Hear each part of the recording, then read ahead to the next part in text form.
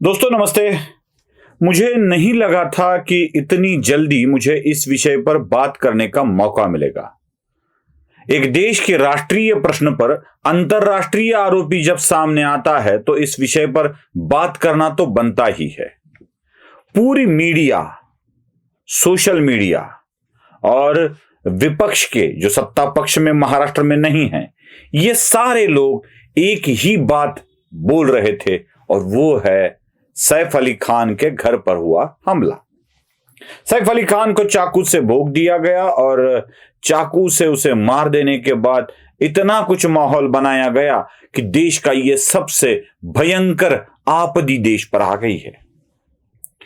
यहां तक कि जितेंद्र आवाड ने एक ट्वीट कर डाला और कह दिया कि तैमूर नाम अपने बच्चे का रख देने से कुछ कट्टरपंथी लोगों को बहुत तकलीफ होने लगी थी, इसीलिए यह सैफ पर हमला करवाया गया। बात यहां तक आ गई कि तैमूर को मारने का प्लान था, सैफ को नहीं। कई कहानियां बनाई गई, इतनी कहानियां बनाई गई कि ऐसे लगने लगा कि महाराष्ट्र में जो भी कोई मुसलमान तैमूर या अन्य जहांगीर जैसे नाम रखेगा उसको खत्म कर दिया जाएगा। जितेंद्र आवाड तो इसमें बहुत नामचीन है, बहुत प्रसिद्ध है और उन्होंने यह बात फैलाना शुरू कर दिया। जितेंद्र आवाड की इसी बात को उठाकर मीडिया भी लगातार वही खबर दिखाने लगी और लगने लगा कि सैफ अली खान पर हुआ हमला हिंदू मुस्लिम के मुद्दों का ही है।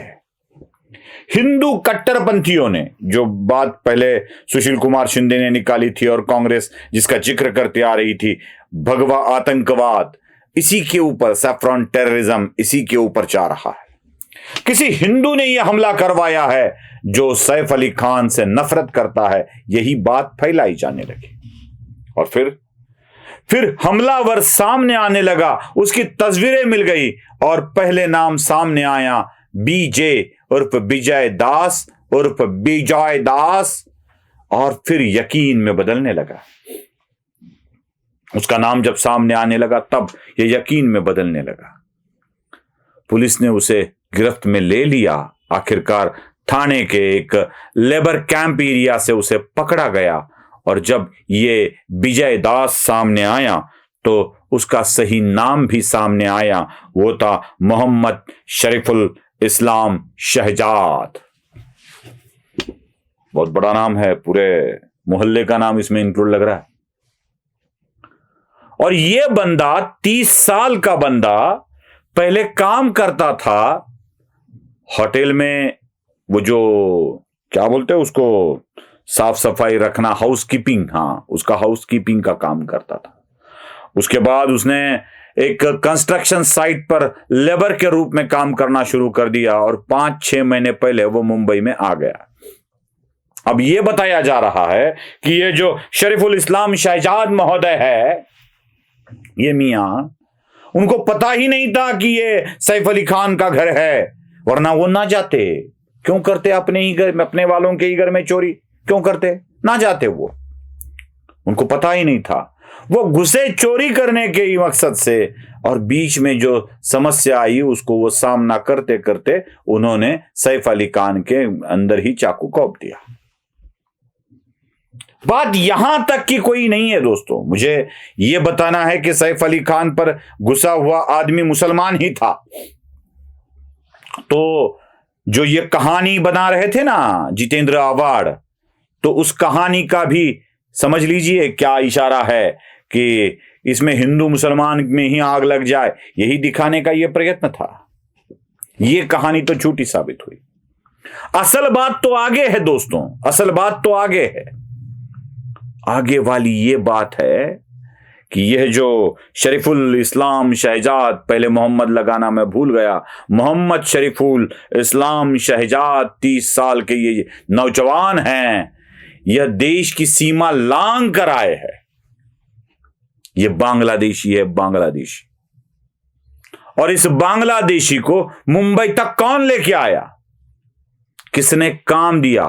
और जिसने काम दिया वह क्या उन्हीं मुद्दों पर है जो फिर से एक बार उसका बनावटी आधार कार्ड बनवाया, बनावटी पैन कार्ड बनवाया, किसी इलाके में इलेक्शन के लिस्ट में नाम भी डलवा दिया, मतदाता सूची में नाम डलवा दिया।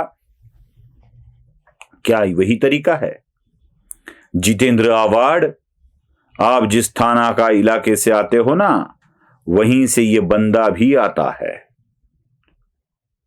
तो क्या इसका ये मकसद, ये मतलब नहीं निकलता है?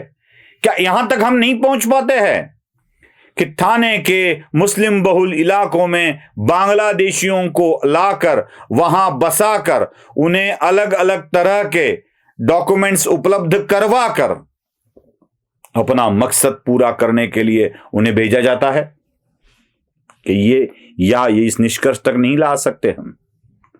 और जैसे ही कोई एक काम कर देता है तो उन आरोपों को हिंदू कट्टरपंथियों पर डाला जाता है।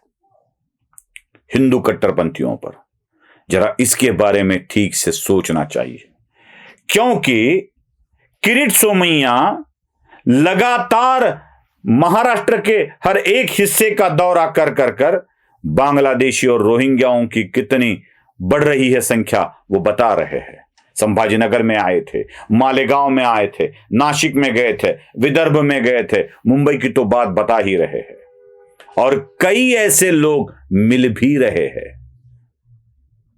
मतलब बांग्लादेशियों को भारत में लाकर, महाराष्ट्र में लाकर उनसे गुनाह करवाकर सरकार को बदनाम करना और हिंदुओं के मन में डर पैदा करना, यही एक बात है। और साथ ही साथ जोड़ दिया जितेंद्र आवाड़ ने, हिंदुओं के बारे में कट्टरपंथी पद दिखाकर उनसे लोगों को डरने की नौबत खड़ी करना, यही शायद जितेंद्र आवाड़ का मकसद था। लेकिन मुंबई पुलिस ने इसे ध्वस्त कर दिया है। आपको क्या लगता है जरूर बताइए। लाइक, शेयर और सब्सक्राइब करना मत भूलिए। धन्यवाद।